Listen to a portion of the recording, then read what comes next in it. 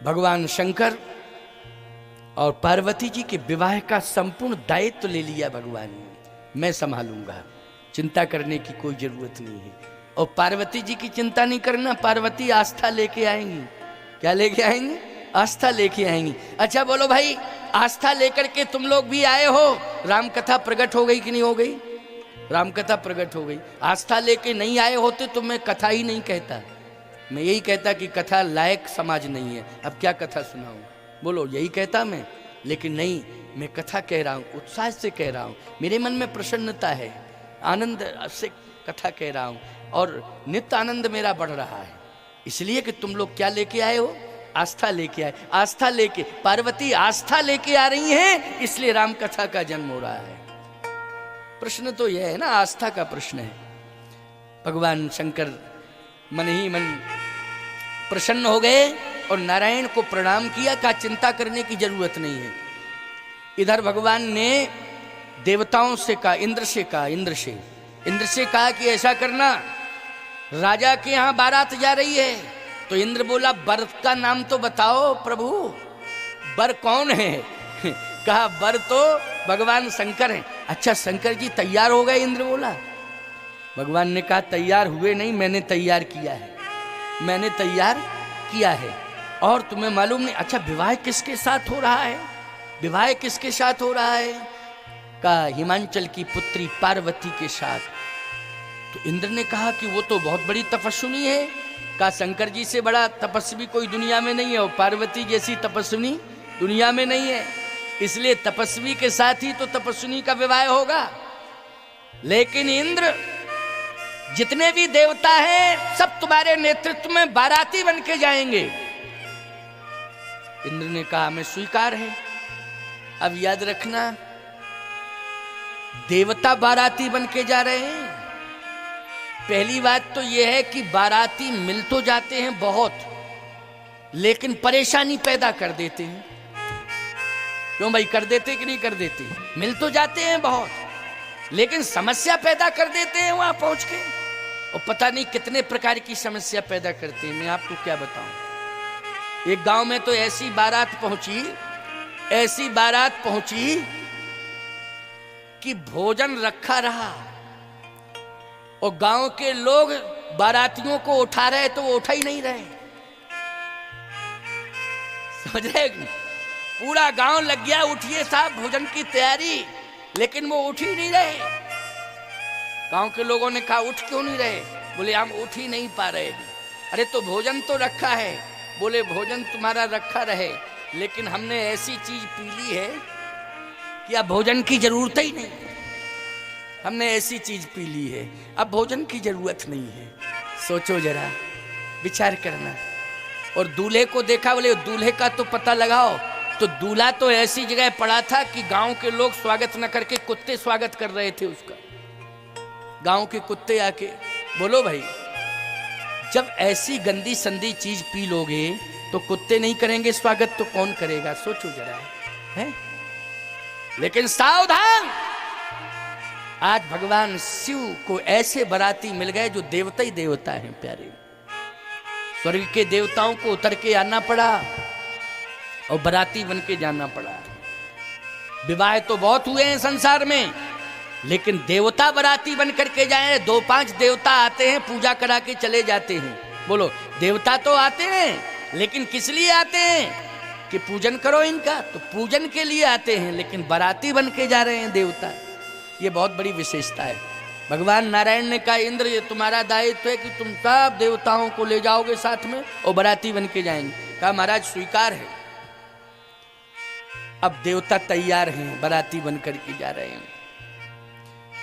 ब्रह्मा जी के पास सूचना पहुंचाई कि आपको विवाह पढ़ने के लिए आना है।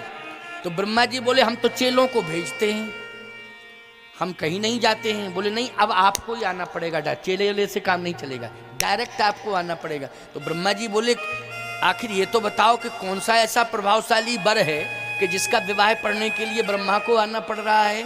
भगवान नारायण ने कहा स्वयं भगवान शंकर। अच्छा शंकर जी स्वयं वर हैं, तब तो हमें विवाह पढ़ने के लिए आना पड़ेगा। तो ब्रह्मा जी विवाह पढ़ने के लिए आ रहे हैं। ब्रह्मा से बड़ा विद्वान है कोई बताओ? ब्रह्मा से बड़ा कोई विद्वान नहीं। ब्रह्मा जी विवाह पढ़ने के लिए आ रहे हैं, देवता सब बाराती बन के आ रहे हैं। क्या गजब का विवाह है, बोलो। बड़े बड़े राजा हुए हैं, लेकिन ऐसे बाराती नहीं पहुंचे किसी के विवाह में। और बड़े बड़े विवाह पढ़ने वाले पंडित भी बहुत हैं संसार में, लेकिन ब्रह्मा जैसा पंडित नहीं है। ब्रह्मा स्वयं वेद पढ़ने वाला, पढ़ाने वाला, संसार को मार्गदर्शन देने वाला, वेद मार्ग पर चलाने वाला, प्रेरणा देने वाला ब्रह्मा आज स्वयं विवाह पढ़ने के लिए आया। तैयारी हो गई। अब नारद जी को भगवान ने भेजा कि जाओ शंकर जी से कहो कि अपना श्रृंगार करें, नहीं तो यहाँ से हम किसी श्रृंगारी को भेज दें तो वो श्रृंगार कर देंगे। किसी श्रृंगार, अगर उनके पास हो श्रृंगारी तो अपना श्रृंगार कर। भाई जो वर होता है उसका मेकअप होता है ना, श्रृंगार होता है ना, जिस दिन जाता है वो विवाह के लिए। तो भगवान ने कहा नारद जी जाओ, या तो मैं श्रृंगारी भेज दूं, अथवा एक काम करो तुम श्रृंगारी लेकर के जाओ। तो भगवान नारायण ने एक श्रृंगारी को भेजा, श्रृंगार करने वाले को कहा जाओ भगवान शंकर का श्रृंगार करो।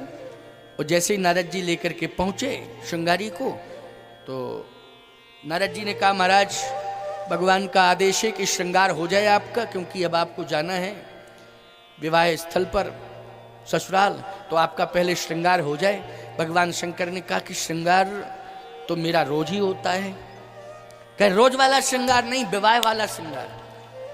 भगवान शंकर ने कहा कि नहीं नहीं, ये डुप्लीकेट श्रृंगार नहीं, ये विवाह वाला जो श्रृंगार होता है वो डुप्लीकेट होता है, और दो दिन के लिए होता है, इसके बाद फिर वही स्थिति पैदा हो जाती है।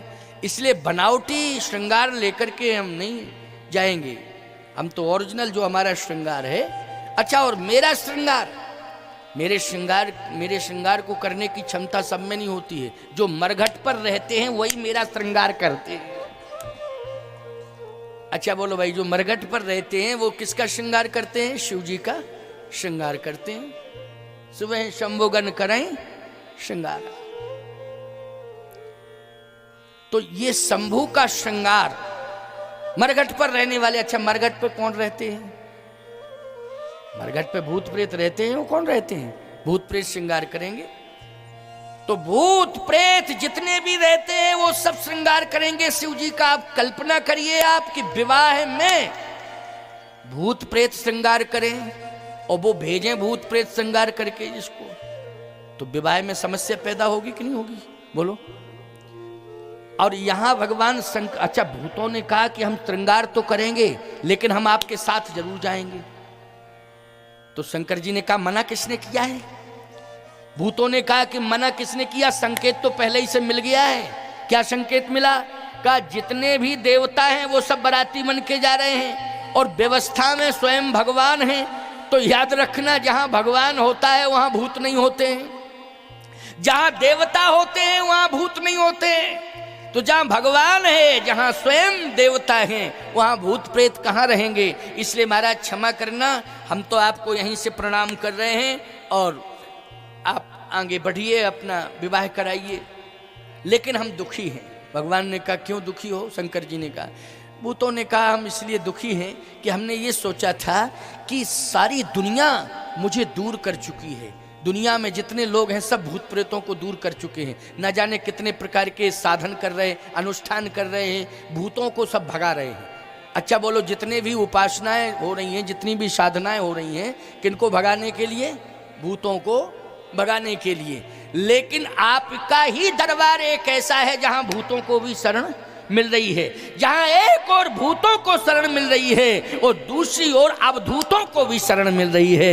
एक तरफ अवधूत बैठे हैं, दूसरी तरफ भूत बैठे हैं। ये केवल आपका ही ऐसा दरबार है और दुनिया में किसी का दरबार ऐसा नहीं है। लेकिन आज इस विवाह के कारण हम भूतों को दूर होना पड़ रहा है। कष्ट है ये। भगवान शंकर ने कहा नहीं, हम तुम्हें दूर नहीं कर सकते हैं। किसने कहा कि दूर करें?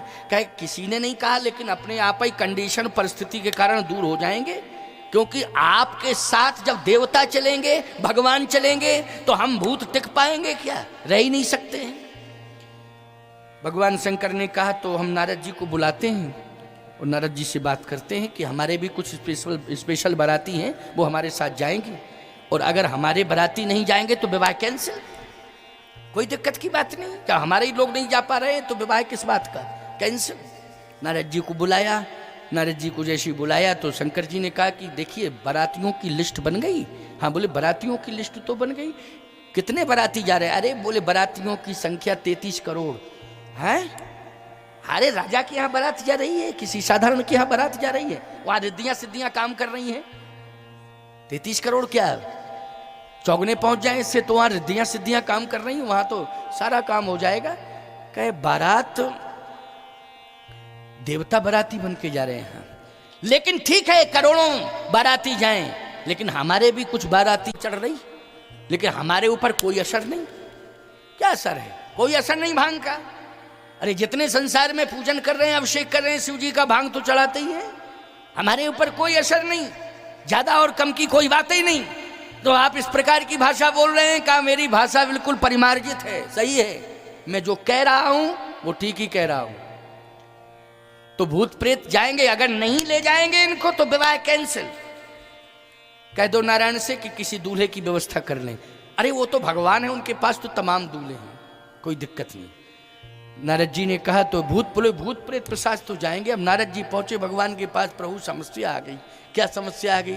कहा शंकर जी ने कहा कि हमारे स्पेशल बाराती हैं, वो साथ जाएंगे, तो बाराती कौन है, चले जाएं, क्या दिक्कत है? अरे दिक्कत ही दिक्कत है, भूत प्रेत पिशाच ये सब बाराती शंकर जी के। अच्छा भूत प्रेत पिशाच, हाँ। अरे समझा दो शंकर जी को कि 2-4 दिन की बात है, इनको थोड़ा कैलाश के आसपास रहने दो, फिर बाद में पास में बुला लें। कहे वो कह रहे विवाह कैंसिल, कोई दूसरा दूल्हा इंतजाम करे, हम दूल्हा बनने के लिए तैयार नहीं। भगवान ने कहा एक काम करो नारद, शिव जी मानने वाले नहीं हैं, ये बात बिल्कुल सत्य है। वो जिसको अपना लेते हैं और जो भगवान शिव से जुड़ जाता है, भले ही उसमें 1000 अवगुण क्यों ना हो, लेकिन वो उसका त्याग नहीं करते हैं। और उसके अवगुणों को दूर करने के लिए भगवान शंकर ही ऐसे सामर्थ्यवान देवता हैं कि उसके अवगुणों को दूर कर देते हैं, उसके दोषों को दूर कर देते हैं और उसे निर्दोष बना करके स्वयं उसको कैलाशवासी बना लेते हैं। ये भोले बाबा की विशेषता है, कैलाशवासी बना लेते हैं। याद रखना, बहुत से लोग तो वैकुंठवासी होते हैं, लेकिन जो शिव जी के भक्त हैं वो कैलाशवासी होते हैं। कहाँ के होते हैं? कैलाशवासी होते हैं। कैलाश पर वास करने का अवसर किसी को मिल जाए प्यारे, तो याद रखना वो परम सौभाग्य की बात है। इसलिए भगवान शंकर ने कहा कि नारद जी सुना दो, कह दो। और नारद जी ने जाकर के कहा तो भगवान ने कहा कोई बात नहीं, जाओ कह दो, भूत प्रेत सब जाएंगे, बाराती बन करके जाएंगे। लेकिन थोड़ा सा ये कह देना, डिफरेंस क्या, अंतर क्या रहेगा? अंतर ये रहेगा कि पहले देवता पहुंचेंगे और बाद में जो है शंकर जी आए अपने बारातियों को लेके। लेकिन जो देवता बाराती बन के जा रहे हैं, इंद्र उनको लेकर के पहले पहुंच जाएगा।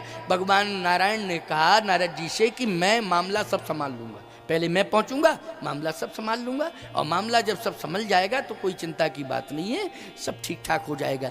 फिर ये भूत प्रेत जाएंगे बाद में, तब क्या होगा? भगवान ने कहा भूत प्रेत जाएंगे तो नगर के लोगों से कह दिया जाएगा कि ये खेल तमाशा वाले सब आए हुए हैं। वो बारात में खेल तमाशा वाले जाते हैं कि नहीं जाते हैं? क्यों भाई, कुछ वैसा ही तो वो भूतों जैसा रूप बनाए रहते हैं ना, तो कह दिए खेल तमाशा वाले हैं, तो मामला सब समझ जाएगा, चिंता करने की कोई। अच्छा भूत पास में इसलिए नहीं आएंगे कि हम लोग रहेंगे तो भूत अपने आप ही दूर रहेंगे, और गांव के बाहर भूत रहें तो कोई दिक्कत नहीं, कोई दिक्कत नहीं है। और ऐसा एक इंतजाम कर दिया जाएगा कि जहां मरघट आदि होगा उनको भूतों के लिए वहां बास दे दिया जाएगा, कोई दिक्कत की बात नहीं, चिंता मत करो, कह दो शिव जी से तैयारी करें। नारद जी पहुंचे, बोले महाराज आप तो अपने बाराती तैयार करो, कोई दिक्कत की बात नहीं, बस इतना अंतर करना है क्या कि पहले बाराती जाएंगे देवता बाराती बन के पहुंचेंगे, और भगवान पहुंचेंगे, ब्रह्मा जी पहुंच जाएंगे, बाद में आपके बाराती जावे। इतना आपको मंजूर है? शंकर जी ने कहा कि बाद में जाएंगे, कहो 2-4-10 दिन बाद पहुंचे, हमें कोई दिक्कत नहीं, कोई हमें विवाह की ऐसी चिंता तो है नहीं कि हमारा विवाह हो जाए, 2-4-10 दिन बाद पहुंच जाएंगे। नहीं 2-3 घंटे बाद, हाँ 2-3 घंटे बाद पहुंच जाएंगे, पहुंच जाए, वो कोई दिक्कत की बात नहीं। आप तो तैयारी कर, हमारे बाराती तैयार हो गए हैं और वो हमारे साथ जाएंगे, ठीक है, कोई बात नहीं। प्यारे बारात तैयार हुई। इंद्र के नेतृत्व में देवता जा रहे हैं, ब्रह्मा स्वयं विवाह पढ़ने के लिए जा रहे हैं, नारायण गरुड़ पर सवार होकर जा रहे हैं। जिस समय बारात चली तो पूरे हिमालय परिक्षेत्र में प्रकृति ने स्वागत किया। प्रकृति स्वागत, क्योंकि सबसे सुंदर प्रकृति यदि है तो वो हिमालय में है। बोलो भाई, सबसे सौंदर्य, सबसे सुंदर प्रकृति का सौंदर्य कहाँ देखने को मिलता है? हिमालय में देखने को मिलता है। मैं तो अभी कह रहा था, शर्मा जी से कह रहा था कि यहाँ वृक्षों का अभाव है, और वृक्ष भी हैं तो छोटे छोटे वृक्ष हैं। क्यों भाई? वृक्षों का अभाव है। मैंने यही कहा था, मैंने कहा कि मोर तो सब ठीक है, लेकिन यहाँ वृक्षों का बहुत अभाव है। और वृक्षों का जहाँ अभाव होता है प्यारे, वहाँ निश्चित रूप से ये मान लेना चाहिए कि वर्षा का अभाव होता है। वृक्षों के अभाव में किसका अभाव होता है? वर्षा का अभाव होता है। और वर्षा का अभाव जहाँ होता है वहाँ पर्याप्त मात्रा में किसान को लाभ नहीं मिल पाता है खेती का। गलत कह रहा हूँ क्या? गलत तो नहीं बोल रहा हूँ। वो तो ये कहिए कि आप मालवा वासियों को यदि वृक्षों के अभाव में पर्याप्त धनधाम प्राप्त हो रहा है तो ये मान लो कि आपका पुरुषार्थ नहीं है, ये तो भगवान की कृपा है आपके ऊपर जो आपको मिल रहा है। ये पुरुषार्थ नहीं, कृपा है, कृपा से मिल रहा है। नहीं तो वृक्ष जहां होते हैं वहीं पर पर्याप्त वर्षा होती है। मैं ये चाहूंगा कि ज्यादा से ज्यादा वृक्षारोपण हो, ज्यादा से ज्यादा वृक्षारोपण हो, हरितमा दिखाई देनी चाहिए, हरे भरे वृक्ष दिखाई देने चाहिए। इसके लिए आप परिश्रम करें और वृक्षारोपण करें, और गांव गांव में वृक्षारोपण होना चाहिए। मैं एक बात कहता हूं, दो चीजों पर ध्यान देना है आपको। मैं एक मंत्र दे रहा हूं आपको इस मंच से, दो चीजों पर ध्यान देना है। क्या? प्रत्येक प्राणी ये संकल्प ले कि हमारे जीवन में दो की सेवा प्रमुख रहेगी। क्या? ज्यादा नहीं तो एक गौ माता की सेवा और दूसरा वृक्षों की सेवा, ये हम संभालते। एक वृक्ष का संकल्प लेते हैं, एक गौ माँ की सेवा का संकल्प लेते हैं, तो एक ही गौ माँ की सेवा का संकल्प एक व्यक्ति ले लेगा, और एक वृक्ष की सेवा करने का संकल्प एक व्यक्ति ले लेगा। तो मैं दावे के साथ कह रहा हूं, निश्चित रूप से कह रहा हूं, एक गौ माँ की सेवा और दूसरा वृक्षों की सेवा, ये वृक्ष और गौ माँ ये दोनों ही, मैं दावे के साथ कह रहा हूं, बैतरणी पार करने में गौ माता का योगदान रहेगा और बैकुंठ में स्थापित करने में वृक्ष का योगदान रहेगा। मैं दावे के साथ कह रहा हूं, आपका परम कल्याण हो जाएगा। क्योंकि जहां पर वृक्ष है वहीं बैकुंठ है। बोलो भाई, जहां पर वृक्ष है वहीं बैकुंठ है। जहां पर गौ माता की सेवा है वहीं पर मुक्ति है। गौ माँ की सेवा जहां है वहां मुक्ति है, और जहां वृक्ष की सेवा है वहीं पर बैकुंठ है। इसलिए मुक्ति और बैकुंठ दोनों मिल जाएंगे। केवल दो को ही पकड़ लो, वृक्ष और गौ माँ। ये मैंने मंत्र दे दिया है आपको, और पर्याप्त मात्रा में आपको वर्षा मिलेगी, जल मिलेगा पर्याप्त मात्रा में।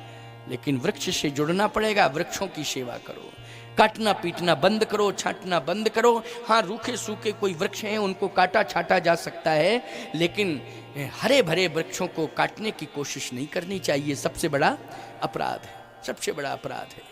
इसलिए वृक्षारोपण ज़्यादा से ज़्यादा हो और गौ माता की सेवा भी ज़्यादा से ज़्यादा हो। ये दो संकल्प लेना पड़ेगा, तभी मुक्ति और वैकुंठ का मार्ग प्रशस्त होगा, तभी दोनों ही आपको प्राप्त होंगे। तो आज प्रकृति ने स्वागत किया। प्रकृति हरी भरी, क्या गजब की प्रकृति है साहब। हिमालय का सौंदर्य तो अद्भुत है। सब स्वागत में लग गए बारातियों की। जैसे गांव में बारात आती है तो पुराना नियम था, अब तो मैरिज गार्डनों से शादी होने लगी है, लेकिन पहले तो गांव में ही शादी होती थी। तो पूरा गांव जो है बारातियों का स्वागत करता था कि नहीं करता था? गांव के बाहर बारातियों का स्वागत गांव के लोग करते थे, लेकिन यहाँ बारातियों का स्वागत प्रकृति कर रही है? क्योंकि प्रकृति के राजा हिमालय, बोलो हिमालय राजा है ना, हिमाचल के यहाँ राजा के यहाँ बारात जा रही है ना, तो स्वागत कौन कर रहा है? बोले पूरा प्रकृति समुदाय स्वागत कर रहा है, पूरा हिमालय का साम्राज्य स्वागत कर रहा है। देवता प्रसन्न हो गए कि स्वागत तो बहुत हुआ है, लेकिन ऐसा स्वागत कभी नहीं हुआ है जैसा हिमालय में स्वागत हुआ है। आज देवता प्रसन्न है, ब्रह्मा जी भी प्रसन्न है कि आज मुझे विवाह पढ़ने का सौभाग्य मिल रहा है।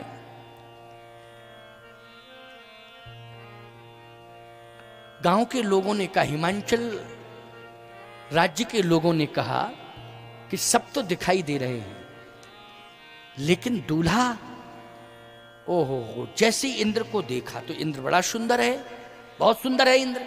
और जैसे ही इंद्र को देखा तो गांव के लोगों ने कहा कि दूल्हा तो यही है, बाकी तो सब बराती, लेकिन दूल्हा यही है। जैसे ही आगे बढ़े, इंद्र के सामने पहुंचे, लोग प्रणाम किया, कहा आप ही दूल्हा? कहे गलत, हम दूल्हा नहीं हैं, हम तो दूल्हा के नौकर हैं। नौकर? इंद्र कह रहा है, ये समझ गए हो कि नहीं, दूल्हा कौन है? भगवान शंकर। और इंद्र कह रहा है कि खबरदार, नौकर को दूल्हा कह रहे हो, हम तो नौकर हैं। लोगों ने कहा कि जब नौकर इतना सुंदर है तो दूल्हा कितना सुंदर होगा, गजब का दूल्हा।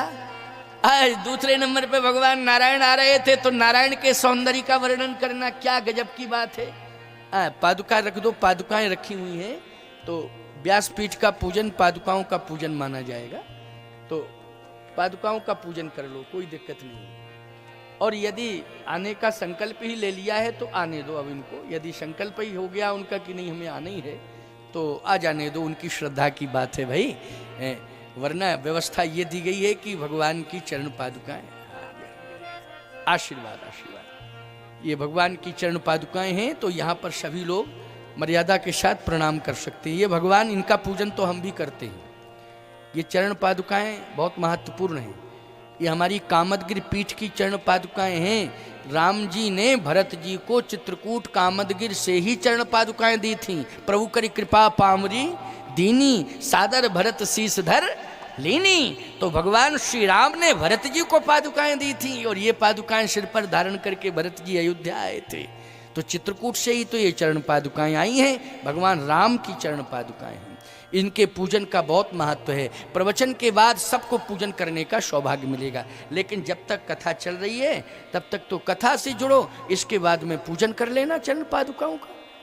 पहले पूजन करने के लिए यजमान को बुलाया जाता है। यजमान की पूजन के बाद कथा इसलिए होती है कि कथा पर्याप्त मात्रा में सब सुन लो, और यदि पूजन के लिए सबको बुलाया जाएगा तो पूजन ही पूजन होगा, कथा कहाँ हो पाएगी। लेकिन कथा के बाद स्वतंत्रता है पूजन करने में, आओ सब पूजन करो, चरण पादुकाओं को प्रणाम करो, कहीं कोई प्रतिबंध नहीं होगा। लेकिन कथा तक जो है अगर करना ही है प्रणाम तो चरण पादुकाओं को ही प्रणाम किया जाए, पूजन किया। आइए सुनिए जरा, बहुत अच्छी बात है। आगे भगवान विष्णु पीछे हैं। लोगों ने कहा कि यही दूल्हा हो सकते हैं और कोई दूल्हा नहीं, यही दूल्हा है। भगवान विष्णु को जैसे ही देखा प्रणाम किया, कहा आप ही दूल्हा हैं। भगवान ने कहा चुप रहो, हम दूल्हा के मित्र हैं। क्या है? हम मित्र हैं दूल्हा के। अरे दूल्हा का मित्र इतना सुंदर है तो दूल्हा कितना सुंदर होगा, सोचो जरा। दूल्हा तो पीछे आ रहा है, और गजब की बात तो यह है कि लोगों ने देखा, हिमालय के लोगों ने देखा तो दूल्हा को देख करके डर व्याप गया। क्यों? शंकर जी बैठे तो थे नंदी पर, लेकिन नंदी की पूंछ की तरफ किए थे पीठ, और नंदी के मुंह की तरफ किए थे पीठ, और नंदी के पूंछ की तरफ किए थे मुंह। देखो बैठने का उल्टे बैठे थे, सीधी सी बात ये। नंदी के जो पीठ थी, पूंछ थी, उसकी तरफ किए थे मुंह, और नंदी का जो मुख था उसकी तरफ शंकर जी किए थे पीठ। अब देखिए, आप पीठ करके, कोई भी दूल्हा पीठ करके ससुराल में प्रवेश करे तो कैसा लगेगा वो दृश्य, जरा जल्दी बोलो है? चाहे घोड़े पर बिठा लो, और घोड़े पर बिठा लोगे तो सीधा बिठा लोगे कि उल्टा बिठा लोगे? अच्छा, द्वारचार के लिए कोई दूल्हा घोड़े पर बैठ के जावे और घोड़े के मुंह की तरफ कर ले पीठ और पूंछ की तरफ कर ले मुंह, तो कैसा दृश्य लगेगा वो जरा सोचो, कैसा दृश्य लगेगा। देखने वाले भयभीत हो जाएंगे कि नहीं हो जाएंगे?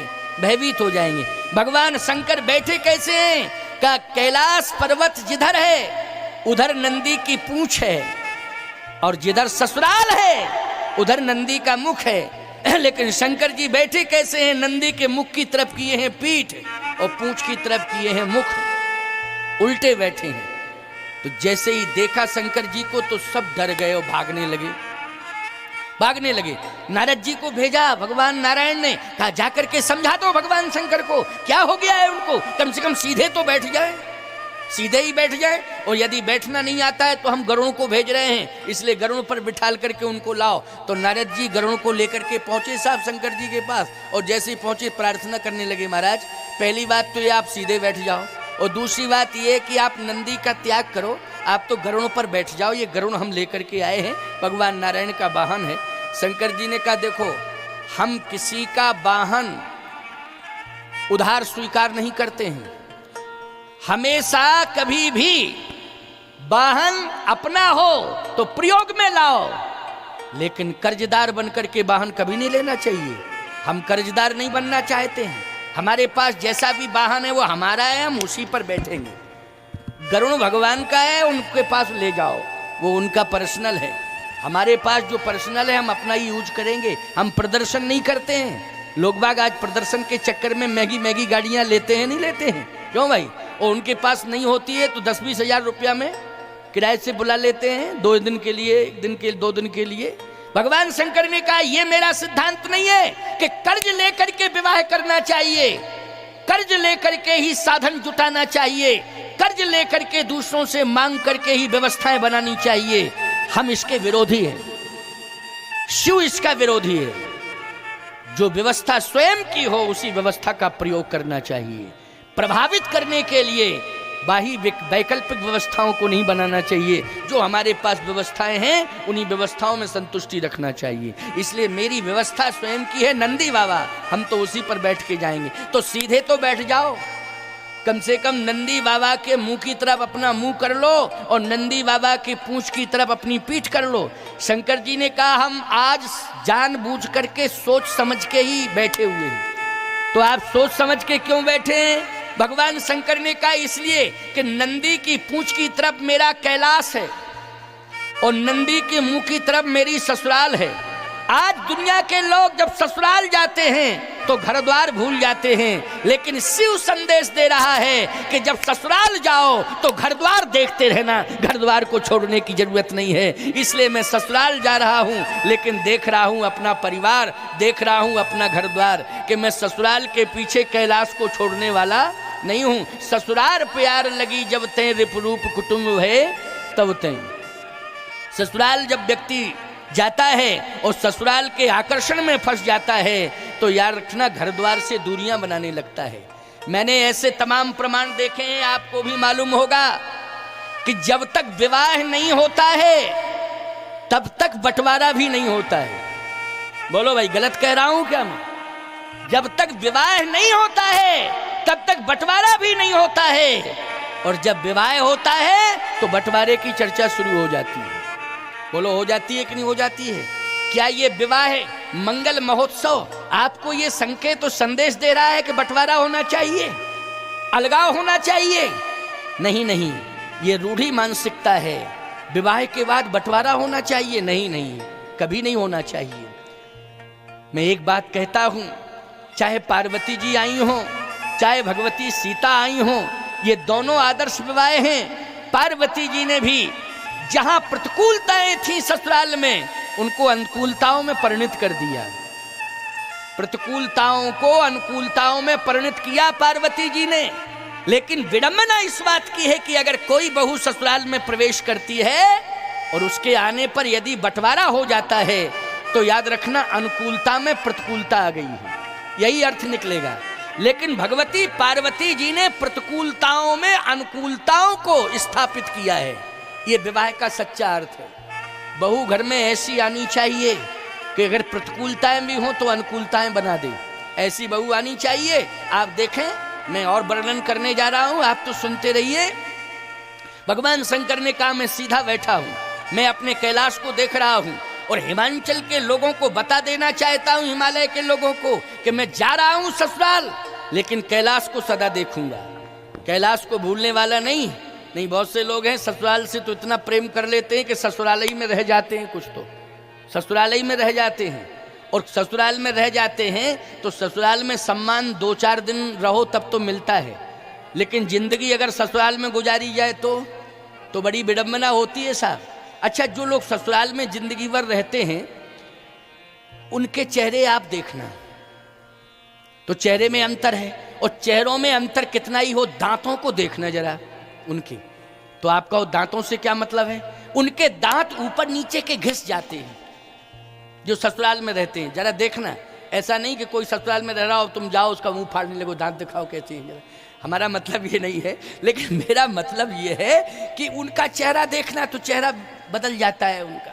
अच्छा, दांत चूंकि अंदर रहते हैं, लेकिन गौर से देखना, हंसी हंसेंगे तो बनावटी हंसी हंसेंगे, बनावटी हंसी। अच्छा, जब हंसी हंसें तब देखना कि दोनों दांत ऊपर और नीचे के घिसे हुए होते हैं। आप कहो महाराज ये बात कुछ समझ में नहीं आ रही, अटपटी बात बता रहे आप। हम अटपटी नहीं बता रहे, हम सही बात बता रहे हैं। दांत क्यों ऊपर नीचे के घिस जाते हैं? बात यह है कि ससुराल में रहता है, अच्छा उस गांव की उसकी पत्नी बेटी है, तो अगर कभी कोई ऐसी बात आती है कि उसे अपनी पत्नी से नाराज होना है, तो याद रखना वो नाराजी स्पष्ट रूप से व्यक्त नहीं करता, केवल अंदर अंदर से दांत ही किचकिचाता रहता है बस, और बाहर से कुछ नहीं कर पाता। क्यों भाई? क्योंकि वो बेटी का गांव है, बोलो है कि नहीं? बेटी का गांव है, घर घर में उसका सम्मान है, क्योंकि गांव की बेटी है, घर घर की बेटी मानी जाएगी। बोलो मानी जाएगी कि नहीं मानी जाएगी? लेकिन तू वहां रह रहा है और तू नाराज अगर उससे होता है तो बिगाड़ तो कुछ सकता नहीं, वह दांत ही किटकिटाता रहेगा ऊपर नीचे के, तो दांत ही उसके घिस जाते हैं, ऊपर के और नीचे के दांत प्रभावित हो जाते हैं। तो कहने का तात्पर्य मेरा ये है कि ससुराल में रहो तो 2-4 दिन रहो, सम्मान रहेगा, और जिंदगी भर का अगर तुमने ससुराल में डेरा डाल लिया तो भगवान ही मालिक है, फिर तुम्हारा तुम जानो, तुम्हारा काम जान। लेकिन समस्या रहती महाराज, अगर कोई ससुराल में नहीं है और जमीन जायदाद प्रॉपर्टी मिल गई है तो फिर हम कहाँ जाएं छोड़ के? आखिर रहना तो पड़ेगा ससुराल में ही। तो एक बात आपको बताएं, फिर उसके ससुराल मत मानो, उसको अपना घर द्वार मानो।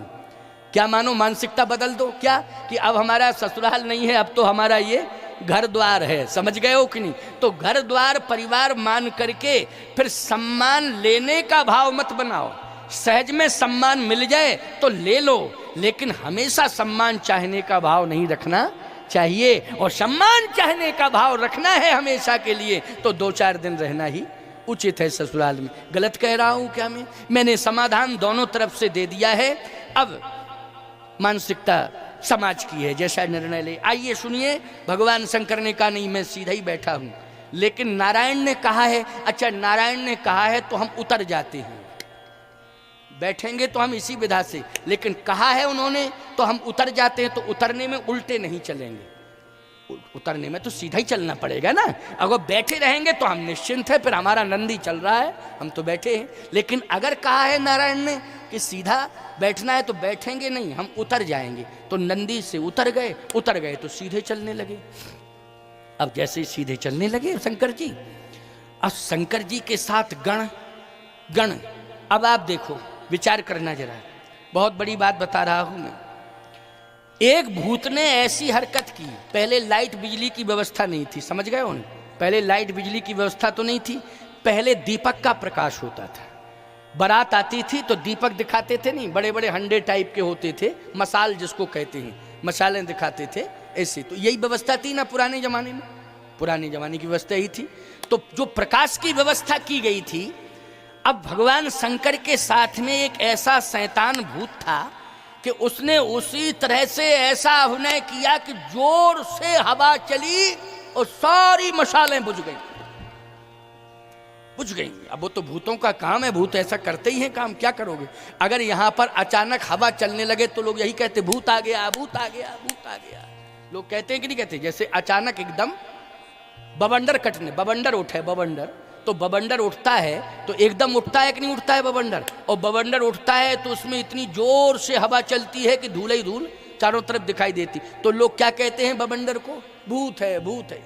यहाँ भी कहते मालवा में। हाँ, तो फिर हमारी तुम्हारी भाषा एक ही जैसी है। कोई अंतर नहीं है। क्यों भाई, हम समझ रहे थे कि अंतर है, लेकिन बिल्कुल अंतर नहीं है ना। क्योंकि मालवांचल में तो हम पहले से ही आते रहे, बताया नहीं, उज्जैन से लेके रतलाम तक, उधर रतलाम से लेके मंदसौर, नीमच, इधर मेरा खूब जाना आना हुआ है। मंदसौर में बहुत गया हूँ, रतलाम भी, ये सब मालवा में ही तो आता है ना। हाँ, तो हमें बहुत मालूम है, करीब 25-30 साल से बराबर 30 साल पुराना संबंध है, तो बहुत संबंध है 30 साल। ये पहली बार आपके यहाँ आया हूँ, इस क्षेत्र में पहली बार आया हूँ, नहीं तो मैं रतलाम, मंदसौर और इधर बहुत गया हूँ, बहुत कार्यक्रम मेरे हुए हैं। तो आज सारी मशालें बुझ गईं, अंधकार। अब जैसे अंधकार हुआ तो नारद जी ने कहा महाराज अब तो गड़बड़ हो गया। क्या? बोले प्रकाश की व्यवस्था ठप, पूरी ठप व्यवस्था। अब प्रकाश के देवता कौन हैं? प्रकाश के देवता सूर्य हैं। अच्छा, प्रकाश के रात्रि के देवता चंद्रमा हैं, लेकिन चंद्रमा शंकर जी के मस्तक पे, समझ गए हो कि नहीं? तो याद रखना, चंद्रमा शंकर जी के मस्तक पे है। अब जहां पर प्रकाश का पॉइंट होता है तो दूर प्रकाश जाता है, लेकिन जहां पॉइंट है वहां प्रकाश नहीं रहता है। क्यों रहता है? क्या अब प्रकाश, अब दिन में सूर्य आ नहीं सकता है, नहीं तो गलत नियम हो जाएगा। भगवान सूर्य को आदेश नहीं दे सकते कि सूर्य नहीं, विवाह का आनंद खत्म और नियम खत्म। अब प्रकाश के देवता है, रात्रि के प्रकाश के देवता चंद्रमा है, तो चंद्रमा तो शंकर जी के मस्तक पे है। भगवान नारायण ने कहा चंद्रमा अपना चमत्कार दिखाओ, प्रकाश दिखाओ। तो चंद्रमा ने जैसे ही प्रकाश दिखाया तो मस्तक पे शंकर जी के था। तो आगे गांव हिमाचल के पहाड़ तो दिखाई देवे, शंकर जी दिखाई ना देवे। क्यों भाई? पर्वत तो सब दिखाई दे रहा है, लेकिन शंकर जी दिखाई नहीं दे रहे साहब। अब बताओ भाई कैसा दृश्य होगा? अब शंकर जी दिखाई ना दें, अब देखना है सबको दूल्हा को कि दूल्हा कहाँ है। अब दूल्हा दिखाई ही ना देवे। एक और मुसीबत हुई, क्या कि जैसे ही चंद्रमा ने प्रकाश किया तो भूत ही भूत दिखाई दे गए। भूत ही भूत दिखाई दिए, यत्र तत्र तो सब भागे। ये कंडीशन हुई कि जितने भी बच्चे थे वो बच्चे इतने भयभीत हो गए कि भाग रहे हैं अपने घर द्वार की ओर और कहते हैं माताजी माताजी माताजी, पिताजी पिताजी, हाँ दीदी जी क्या है क्या है? का किवाड़ बंद करो। क्यों?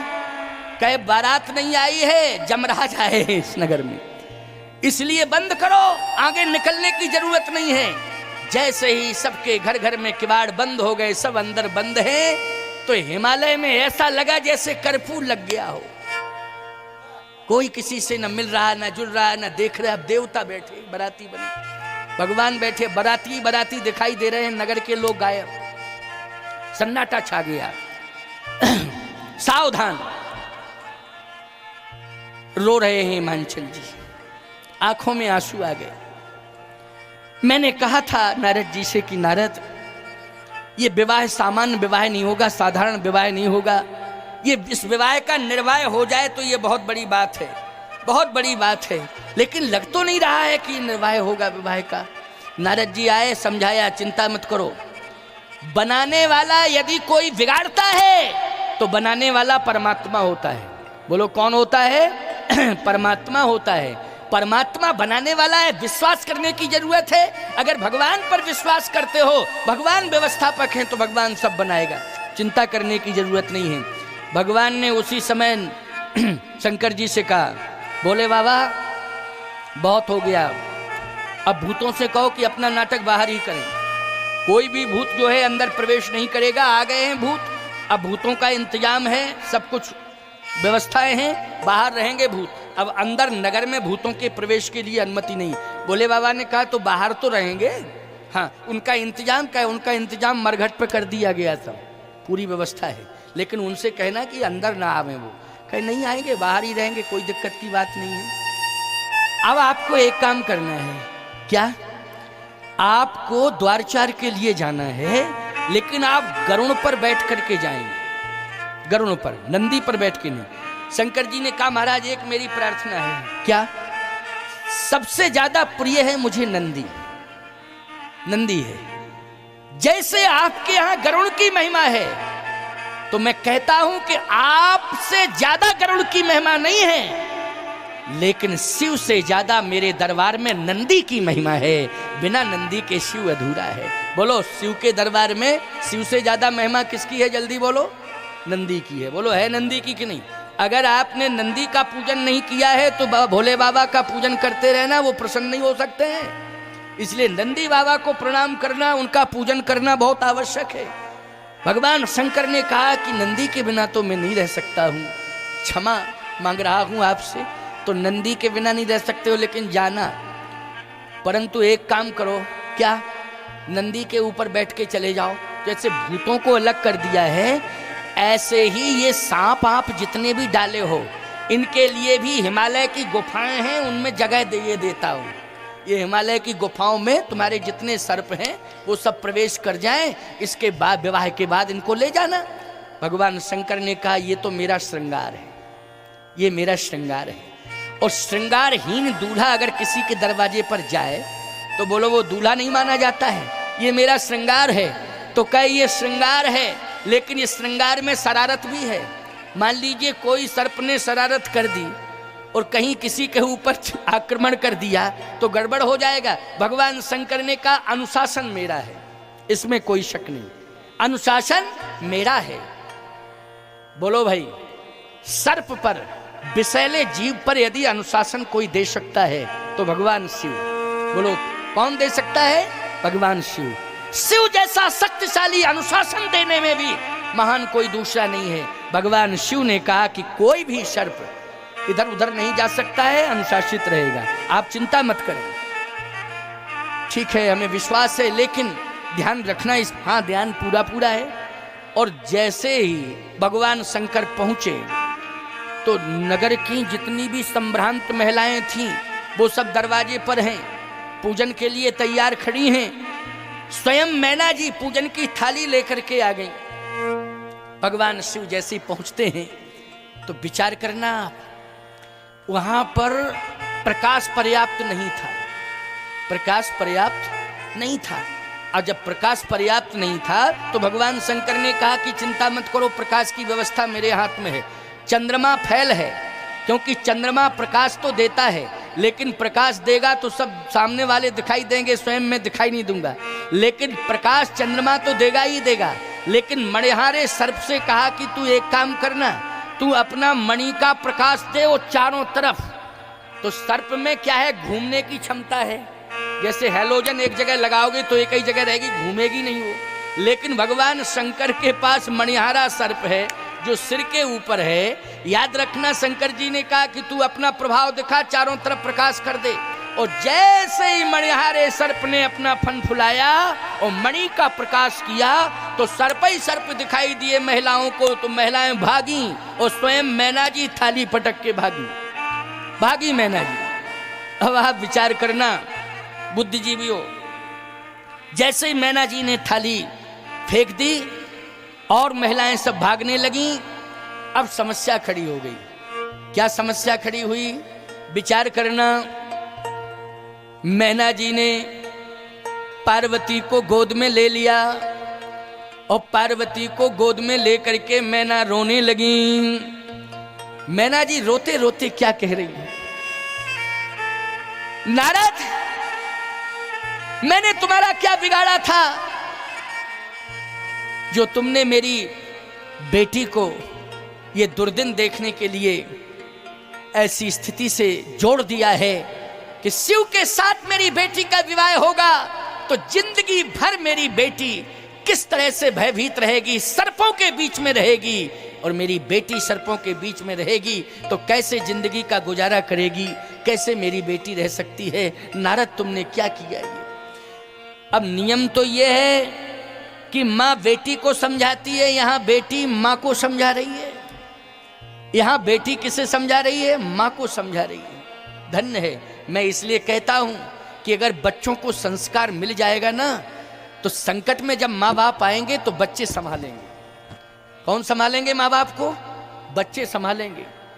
और यदि संस्कार नहीं दिया तो बच्चे क्या संभालेंगे? बच्चे ही संकट और समस्या पैदा कर देंगे। बच्चे संभालेंगे क्या? बच्चे ही समस्या बन जाएंगे और घर में संकट पैदा कर देंगे। और यदि संस्कार हमने बच्चों को दे दिया तो जब भी कोई समस्या आएगी तो बच्चे समाधान करेंगे। यह है इस कथा का आशय होता है। तो समाधान हिमांचल ने नहीं किया है, समाधान मैना ने नहीं किया है, यहां समाधान नारद ने नहीं किया है, समाधान पार्वती ने किया है। कैसे किया है? जैसे ही गोद में ले लिया मैना ने पार्वती को, रोने लगी और कहती है बेटी आज मैं इस पर्वत से गिर रही हूं तुझे लेकर के, आज मैं अग्नि में जल रही हूं। पार्वती जी ने कहा माता जी आत्महत्या करना अच्छी बात नहीं है, आत्महत्या करने वाला व्यक्ति नरकी होता है, नरक जाता है, मैं भी नरक जाऊंगी आप भी नरक जाएंगी, खबरदार ऐसा काम नहीं करना है। फिर बेटी ये दुर्दिन तू कब तक सहेगी, किस तरह से शिव के साथ रहेगी जहां सर्प ही सर्प हैं, सर्पों के बीच में ना तो नींद आएगी और ना सुख शांति रहेगी। बोलो सर्पों के बीच में क्या नींद आ सकती है? अगर घर में एक सर्प आ जाए तो याद रखना 15 दिन के लिए घर छोड़ देते हो। क्यों? भ्रम हो जाए कि घर में सर्प है तो 15 दिन महीना भर जब तक संतुष्ट नहीं हो जाओगे तब तक तुम घर में प्रवेश नहीं करोगे। और जिस घर में सर्प ही सर्प हो उस घर को तो जिंदगी भर के लिए छोड़ दोगे कि नहीं? हे पार्वती तू सर्पों के बीच में कैसे रहेगी? कब तक तेरी जिंदगी का गुजारा होगा? मैं देख रही हूं कि जहां भी अंग प्रत्यंग दिखाई दे रहे हैं वहां सर्प ही सर्प हैं, कहीं बिच्छू लटके हुए हैं तो कहीं सर्प हैं। आज मैं देख रही हूं मेरा मन नहीं कर रहा, इससे अच्छा तो मरना ठीक है। पार्वती जी कह रही हैं माँ सुनो मेरी बात, तुम सन मिटही की, तुम सन मिटही की विधि के अंका, मात व्यर्थ जन लेहु कलंका। जो विधाता ने मेरे भाग्य में लिखा है वो होके रहेगा। माँ विधाता को चैलेंज मत करो, मेरे भाग्य को चैलेंज मत करो। और यदि मैंने तपस्या की है और आपने यदि मुझे संस्कार दिए हैं तो धर्म तो ये कहता है कि ससुराल में अगर प्रतिकूल परिस्थिति क्यों ना मिले लेकिन मैं पहुंचूंगी और प्रतिकूल वातावरण को अनुकूलता में परिणत करूंगी, ये मेरा संकल्प है। ससुराल में अगर वातावरण प्रतिकूल मिलेगा तो मैं उस ससुराल का बहिष्कार नहीं करूंगी बल्कि उसमें अनुकूलता का वातावरण पैदा करूंगी। बोलो ऐसी ही बेटी होना चाहिए कि नहीं होने चाहिए कि ससुराल जावे वातावरण प्रतिकूल मिल जावे तो उस प्रतिकूल वातावरण में अनुकूलता बना करके वो रहे, ये धर्म कहता है। इसलिए माँ चिंता करने की जरूरत नहीं है। माँ बाप का नाम होता है कि नहीं होता है? अगर प्रतिकूल वातावरण में अनुकूलता का वातावरण पैदा कर रही है आपकी बेटी तो बोलो किसका नाम होता है? माँ बाप का नाम होता है। धन्य है ऐसे माता पिता जो बेटी को ऐसे संस्कार दिए हैं कि वातावरण अच्छा नहीं है लेकिन वातावरण को धीरे धीरे अच्छा बना रही है, वातावरण को धीरे धीरे अच्छा बना रही है। तो बोलो नाम किसका होता है? नाम माता पिता का होता है। और माता पिता का ही नाम नहीं होता है, जिस गांव से आई है उस गांव का भी नाम होता है। उस गांव के लोगों को गौरव मिलता है, उस गांव के लोगों की प्रशंसा होती है। इसलिए आज पार्वती जी ने समझाया माँ मैना को चिंता करने की जरूरत नहीं है, मेरे भाग्य में यही लिखा है। और मेरे गुरुदेव ने बताया है जोगी जटिल अकाम नगन अमंगल भेष अस्वामी यही कामले परिहस्तस रेख। जब मेरे भाग्य में ऐसा पति है तो वो मेरे भाग्य में है तो मिलेगा मुझे। और माँ आप कहती हो सर्पों के बीच में रहूंगी, मैं रहूंगी, निश्चित रूप से रहूंगी। बेटी भय नहीं लगेगा? नहीं नहीं माँ, जब मैं भाव लेकर के जाऊंगी तो भय वहां रहता नहीं है। याद रखना जब भाव अगर आपका अच्छा है तो कहीं भय नहीं है, और भाव यदि आपके जीवन में नहीं है तो अच्छी जगह में भी भय लगता है। बहुत से लोग मंदिर नहीं जाते हैं, क्यों? बोले वहां हमको डर लगता है। क्यों लगता है डर? बोले जंगल बहुत है। क्यों कहते कि नहीं है? जंगल बहुत है, बहुत घना जंगल है, हमको तो डर डर लगता है। इसका मतलब क्या है? भाव नहीं है, इसलिए भय है। और सावधानी से सुनना मेरी बात को, जिनमें भाव होता है उनको कभी भय नहीं लगता है। वो दिन की बात छोड़ो, रात में चले जाते हैं मंदिर में, बोलो वो मंदिर की चौखट पर माथा पटक देते हैं अपना रात्रि में, इसलिए भाव लेकर के जा रही हूँ, संस्कार लेकर के जाऊंगी मैं। आपको चिंता नहीं करना है, आपको डरने की जरूरत नहीं है, आपको चिंता मुक्त होकर के मेरा विवाह करना है, मेरी प्रार्थना है। समझाया है किसने? पार्वती जी ने समझाया, बेटी ने माँ को समझाया है। हे माँ, आपको अगर थोड़ा परीक्षण करना है तो जिसके साथ मेरा विवाह हो रहा है उसके विचार सुन लीजिए, उसके सुन लीजिए विचार। अभी तो मेरे विचार सुने हैं ना, जिसके साथ मेरा विवाह हो रहा है जरा उसके विचार सुन लीजिए। अच्छा, उसके विचार क्या है? अभी सुनवाती हूँ। याद रखना, नारद जी उसी समय आ गए, क्योंकि गुरु का स्मरण जब किया जाएगा तो गुरु प्रकट हो जाता है, याद रखना। अथवा गुरु शरीर से प्रकट नहीं होता है तो गुरु का ज्ञान प्रकट हो जाता है, गुरु के विचार प्रकट हो जाते हैं। बोलो, हो जाते हैं कि नहीं? जैसे हमने प्रार्थना की, गुरुर् ब्रह्मा गुरुर् विष्णु गुरुर्देवो महेश्वरा गुरुर् साक्षात परब्रह्म तस्मै श्री गुरुवे नमः।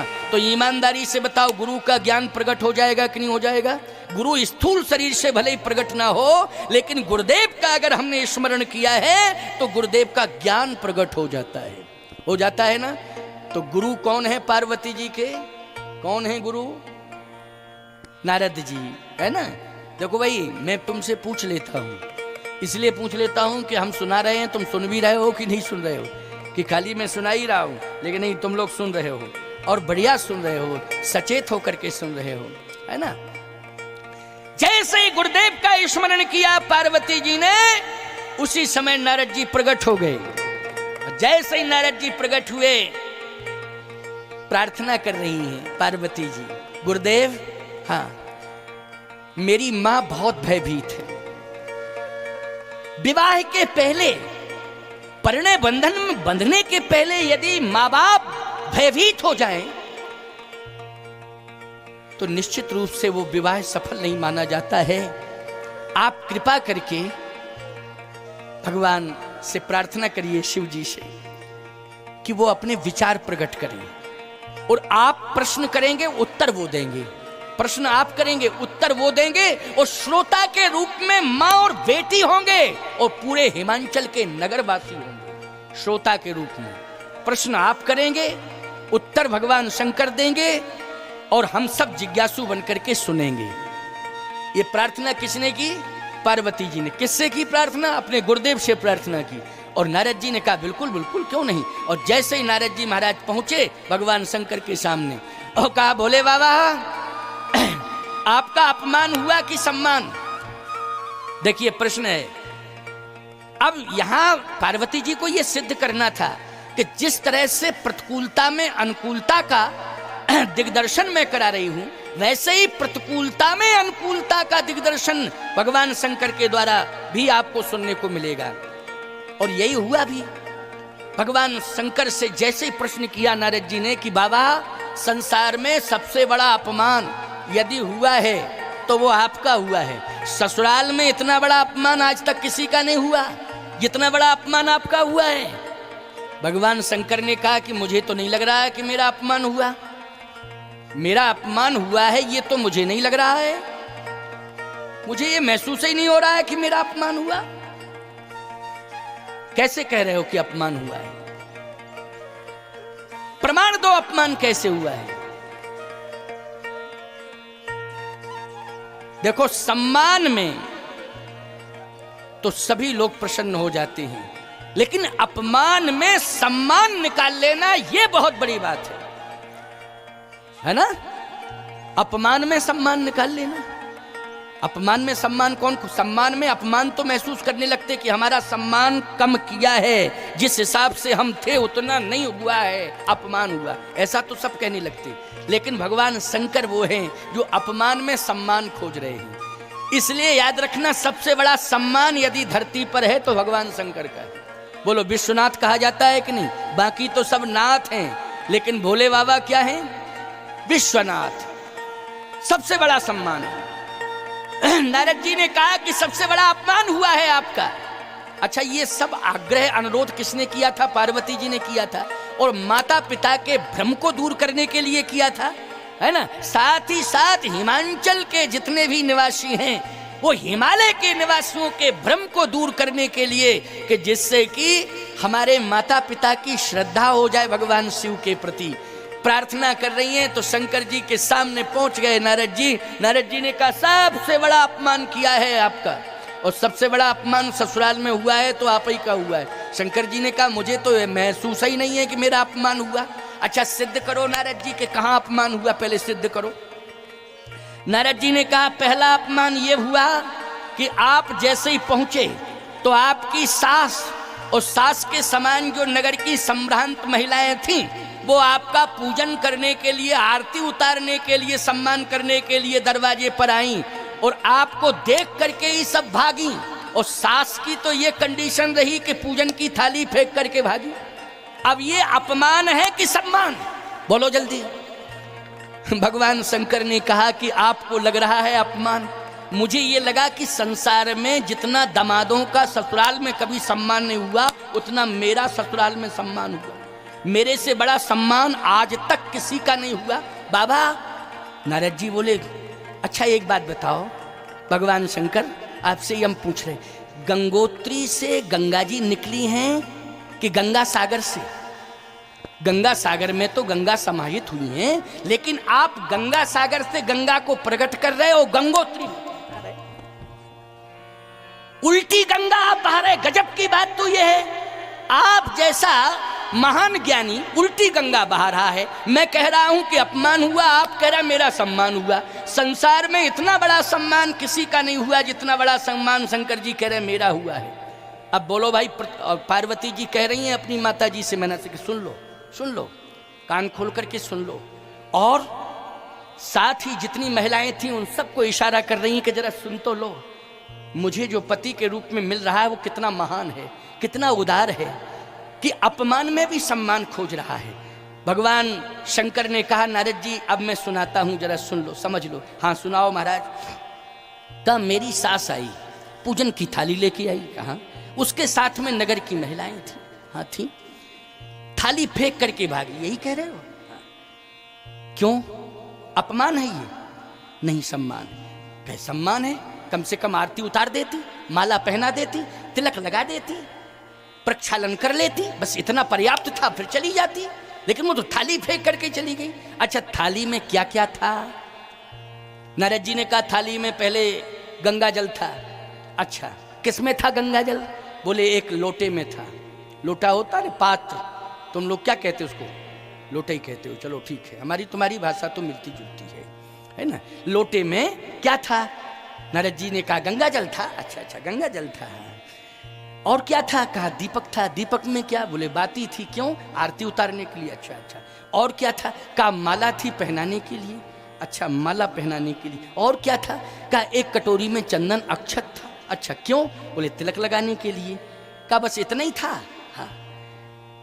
भगवान शंकर ने कहा मेरी सास महान है, मेरी सास मैना विद्वान है, मेरी सास जैसा महान और विद्वान तो संसार में कोई है ही नहीं। क्यों? बोले मेरी सास ने जैसे ही देखा कि मेरे दामाद के मस्तक पर 3-3 तिलक पहले ही से लगे तो एक तिलक लगा के अपमान करूं। नारद जी नाचने लगे, गजब हो गया, गजब हो गया। कहा मेरी सास ने देखा कि पहले से 3। अच्छा एक बात बताओ, हमसे अच्छा तिलक तुम लगा सकते हो क्या? और तिलक में तिलक लगाओ तो पता नहीं कैसा लगा दो। बहुत से लोग हैं कि तिलक में तिलक लगाते। एक सज्जन मेरा तिलक करने आए, मैंने कहा तिलक तो मेरा लगा है, कहा थोड़ा सा हमारी श्रद्धा है हम लगाए, तो नाक से शुरू हो जाओ। हमने कहा बहुत अच्छा तिलक लगाया। अब ना हम इधर के रहे ना उधर के रहे, तुमने यहाँ से तिलक। बोले महाराज जी हमारी श्रद्धा यहीं से है। हमने की तुम्हारी धिक्कार है तुम्हारी श्रद्धा को, तुमने हमारा किया हुआ तिलक ही खराब कर दिया, गड़बड़ कर दिया पूरा। तो इसलिए ध्यान से सुनना बात को। मेरी सास कितनी योग्य है, कितनी होशियार है। मेरी सास ने देखा कि 3-3 तिलक पहले से लगे हुए हैं, तो मेरी सास ने कहा कि पहले से जिसके 3-3 तिलक लगे हों एक तिलक लगा के अपमान नहीं करूंगी। तो कहा कम से कम आरती तो उतार देती। आरती उतारने में क्या दिक्कत थी? भगवान शंकर ने कहा कि मेरी सास महान है, विद्वान है। मेरी सास ने देखा कि मेरे दामाद के मस्तक पर साक्षात चंद्रमा बैठा हुआ है, तो एक साधारण दीपक से आरती उतारने में अपमान करूं, इसलिए दीपक फेंक दिया। चंद्रमा को देख के दीपक फेंक दिया। अच्छा बोलो भाई, अपमान में सम्मान निकाल रहे हैं कि नहीं? क्या निकाल रहे हैं भोले बाबा? अपमान में सम्मान। क्या खोज रहे हैं? अपमान में सम्मान खोज रहे हैं। बोलो ऐसा महान संसार में कोई है? ऐसा महान संसार इसलिए कहता हूं कि दामाद बन करके जाओ ससुराल में।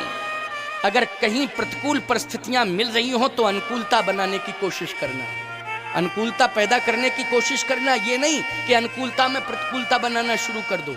अनुकूलता बैठाना, अनुकूलता बनाने की कोशिश करना है। ये शिव का विवाह आपको संकेत दे रहा है। शिव के विवाह की यही तो महिमा है। नारद जी ने कहा अच्छा ठीक है, आरती इसलिए नहीं उतारी क्योंकि चंद्रमा मस्तक पर था, इसलिए अपमान हो जाता, क्योंकि दीपक से आरती, चंद्रमा की आरती उतारो। क्यों भाई? सूर्य की आरती उतारो। तो ये अपमान है कि सम्मान है? कहा चंद्रमा बैठा था मस्तक पर इसलिए फेंक दिया दीपक। माला के संसार में जितने भी लोग हैं बड़ी से बड़ी मालाएं पहनते हैं, पहनाते, लेकिन नरमुंडों की माला पड़ी है किसी माई के लाल में हिम्मत? कहे हाँ, कहे और छोड़ो, नरमुंडों की माला छोड़ो। बड़े से बड़े फूल हैं, बड़ी से बड़ी मालाएं हैं, लेकिन ये मालाएं पहनी जाती हैं, उतार के अलग कर दी जाती हैं। लेकिन मेरे गले में एक ऐसी माला है रुद्राक्ष, जिसको धारण कर लेता है व्यक्ति वो अजरता अमरता प्राप्त कर लेता है। इसलिए मेरी सास ने देखा कि ऐसी रुद्राक्ष की माला, विशाल माला पड़ी हुई है शिव के गले में, कि ये पुष्पों की माला किसी काम की नहीं है। क्यों भाई? रुद्राक्ष के आगे पुष्पों की माला किस काम की? अच्छा, इसलिए माला नहीं पहनाई। तो कहा गंगा जल से चरण तो धो लेती है। कहा मेरी सास ने देखा कि जब मेरे दामाद के मस्तकई पर गंगा जी बैठी हैं तो एक लोटा जल, गंगा जल दिखा के अपमान करें। जहाँ गंगा जी स्वयं बैठी हैं साक्षात, वहाँ एक लोटा जल दिखा करके अपमान, इसलिए एक लोटा गंगा जल फेंक दिया, माला फेंक दी, दीपक चंद्रमा के कारण फेंक दिया है। मस्तक पर 3-3 तिलक लगे थे, इसलिए तिलक की व्यवस्था भी अलग कर दी है। मेरी सास ने मेरा सम्मान किया है, इसलिए वंदनीय है मेरी सास। मैं सास का सम्मान करता हूँ। यह है प्रतिकूलता में अनुकूलता। भगवान शंकर ने जैसे ही कहा तो पार्वती जी ने कहा माता जी सुन लो, अब समझ लो, मैं भी अनुकूलता बनाने के लिए जा रही हूं। कहां? ससुराल में। और मेरा पति ससुराल में आया है, वो भी प्रतिकूलता में अनुकूलता बना रहा है। और मैं ससुराल जाऊंगी तो मैं भी प्रतिकूलता में अनुकूलता बनाऊंगी। देखो दोनों ने अनुकूलता बनाई कि नहीं बनाई? वर अपनी ससुराल में अनुकूलता बनावे और वधू अपनी ससुराल में अनुकूलता बनावे। बोलो दोनों को अनुकूलता, तब शिव परिवार माना जाएगा। तब कौन सा परिवार माना जाएगा? शिव परिवार। अच्छा ईमानदारी से बताओ, किसी के परिवार की पूजा होती, शिव परिवार की पूजा होती है? जहाँ जहाँ मंदिरों में शिव परिवार है वहाँ पूजा होती है कि नहीं होती है? और किसी के परिवार की पूजा होती हो तो बता दो जरा, बताओ। लेकिन शिव परिवार की पूजा होती है। क्यों होती है पूजा? क्योंकि इन दोनों ने, पार्वती ने अपनी ससुराल में अनुकूलता बनाई और शंकर जी ने अपनी ससुराल में अनुकूलता बनाई। दोनों ने अनुकूलता, इसलिए शिव परिवार महान परिवार है। बोलो है कि नहीं? कैसा परिवार है? महान परिवार है। इसलिए मैं आज आदर्श की बात कर रहा हूं, शिक्षा दे रहा हूं कि शिव परिवार जैसा तुम्हारा परिवार हो, तभी कल्याण है, तभी सम्मान है। हर जगह सम्मान ही सम्मान रहेगा। अब विवाह का वो समय, वरण का वो समय आ गया। भगवती श्री पार्वती जी, भगवान शंकर दोनों मंडप के नीचे बैठे हैं। ब्रह्मा जी विवाह पढ़ रहे हैं। विवाह पढ़ने के लिए ब्रह्मा बुलाए गए थे, तो ब्रह्मा जैसा कौन विवाह पढ़ सकता है? अब ब्रह्मा जी विवाह पढ़ रहे हैं, शिव पार्वती बैठे हैं। अरे भैया, ब्रह्मा की भले ही महिमा अपने आप में होगी, लेकिन जहाँ शिव और पार्वती दोनों जोड़े से बैठे हों, वहाँ ब्रह्मा तो निमित्त मात्र है प्यारे। बोलो है कि नहीं? और ये जो भी विवाह को संपन्न कराने की विधि है वो एक औपचारिकता है। क्या है? औपचारिकता है। लेकिन फिर भी ब्रह्मा जी ने औपचारिकता को पूरा करने के लिए कहा कि मंडप के नीचे 3 पीढ़ियों के नाम पूछे जाते हैं। आपके यहाँ भी पूछे जाते होंगे। पूछे जाते हैं कि तुम्हारा नाम क्या है, गोत्र क्या है, नाम गोत्र बताओ। तो शंकर जी से भी ब्रह्मा जी ने, ब्रह्मा सब जानते तो थे ही, लेकिन फिर भी ब्रह्मा ने कहा कि आपका नाम क्या है। शंकर जी बोले विवाह पढ़ने क्यों आए हो जब दूल्हे का नाम नहीं जानते हो? इतना बड़ा विवाह हो रहा है और नाम पूछ रहे हो? ब्रह्मा जी बोले एक नाम हो तो अलग बात है, अनेक नाम है। कोई भोले कहता है, कोई जटाशंकर कहता है, कोई हर हर शंकर कहता है, कोई महाकाल कहता है। क्यों भाई? और ईमानदारी से बताओ, इनके नाम है 12 नाम है, 12 ज्योतिर्लिंग है ना, तो 12 नाम तो लिए जाते हैं कि नहीं लिए जाते हैं? तो एक नाम हो, आपके तो 12 नाम है। कहा अच्छा कोई भी नाम कह लो, तो क्या कहा जाए बताओ? अच्छा शंभु, चलो ठीक है, शंभु नाम से। शंभु, ठीक सर, शंभु। आपके बाप का नाम? शंकर जी बोले बड़ी समस्या पैदा कर रहे, विवाह पढ़ने आए हो कि समस्या पैदा करने आए हो? जब हम प्रतिकूलता में अनुकूलता बना रहे हो और आप जो है अनुकूलता में प्रतिकूलता की बात कर रहे हो, अब बाप की बात करने लगे हो। चलो कोई बात नहीं है, बाप आप ही बन जाओ, क्योंकि विवाह पढ़ रहे हो तो कोई दिक्कत की बात नहीं है। जो विवाह पढ़ता है वो पूज होता है। क्यों भाई, होता है कि नहीं होता है? आप बाप बन जाओ, झंझट की बात मत करो। झंझट की बात नहीं, 4 बजने वाले हैं और यही इसी में अटकाए पड़े हो। क्यों भाई? इसलिए जो है आप बन जाओ, बाप आप बन जाओ। अच्छा अच्छा ठीक है बाबा, ठीक है मैं बाप बना जाता हूँ। चलो शंभु, शंभु के बाप कौन है? शंभु के बाप ब्रह्मा। अच्छा ब्रह्मा के बाप? बोले आपको अपने बाप का नाम मालूम नहीं है? तो आप अपने बाप? बोले हमारे बाप तो विष्णु है।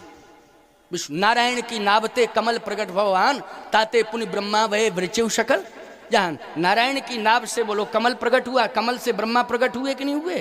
तो किसकी नाभि से प्रकट हुए ब्रह्मा? नारायण की नाव से, तो विष्णु। अच्छा अच्छा, ब्रह्मा ने कहा ठीक है, हमारे बाप हो गए विष्णु, और विष्णु के बाप? शंकर जी बोले विष्णु के बाप हम खुद बैठे हैं। ठीक है बाबा, हो गया विवाह, अब जल्दी कराओ, विदा होने दो, है ना। तो कहने का तात्पर्य मेरा ये है कि ये प्रतिकूलता में शिव पार्वती के विवाह का अर्थ ही ये है कि प्रतिकूलता में अनुकूलता बनाना। अर्थ क्या है? प्रतिकूलता में अनुकूलता का साम्राज्य स्थापित करना, ये शिव विवाह की परंपरा है। अब एक बात और सुन लो, अद्भुत बात है। पार्वती जी को लेकर के भगवान